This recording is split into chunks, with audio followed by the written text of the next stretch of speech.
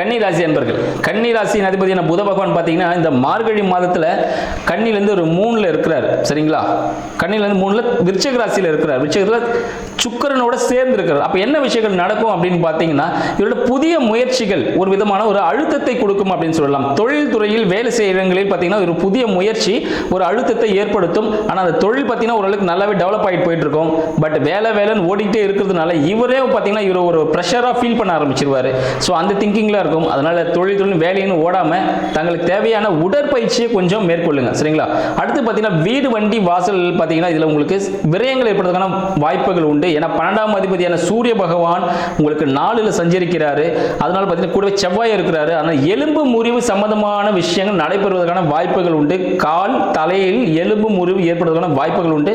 வண்டி வாகனத்தில் மிகவும் கவனம் தேவையான காலகட்டமாக இந்த மார்கழி மாதம் கன்னிராசி என்பவர்களுக்கு திகழ்கிறது. ஆனால் ஜாக்கிரதையா போங்க. பைக்ல எல்லாம் போனீங்களா, எந்த வண்டியில போனாலும் பக்குவமாக பார்த்து செல்ல வேண்டிய காலகட்டமாக இந்த காலகட்டம் இருக்கின்றது. நன்றி.